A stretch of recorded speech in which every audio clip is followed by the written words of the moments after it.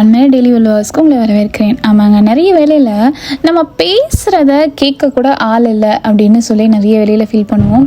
நமக்கு தேவையான நேரத்தில் யாருமே நம்ம பேசுகிறத கேட்க மாட்டாங்க. இல்லை இல்லை உனக்கு எதுவும் தெரியாது, நீ பேசுகிறது தப்பாக இருக்குது, நீ யோசிக்கிறது தப்பாக இருக்குது, உன்னுடைய ஒப்பீனியன் ரொம்ப ராங்காக இருக்குது அப்படின்னு சொல்லிட்டு நம்ம பேசுகிறத கேட்குறது கூட நிறைய வேலையில் ஆள் இல்லை.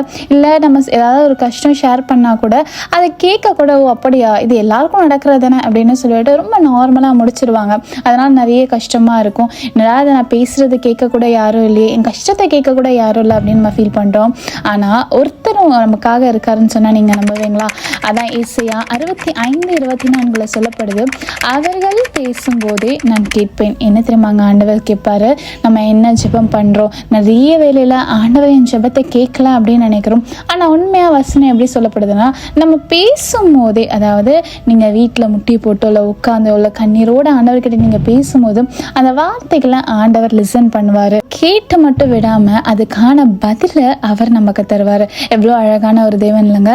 இனிமேல் மனுஷங்க கிட்ட தேடி தேடி போய் இல்லை ஃபோன் பண்ணி கஷ்டத்தை ஷேர் பண்ணுறதுக்கு ஆண்டவர்கிட்ட ஒரு தடவை உங்களோட கஷ்டத்தை ஷேர் பண்ணி பாருங்களேன். நீங்கள் ஆசிரியப்படுறது இவங்களே ஆசைப்படாதாமே.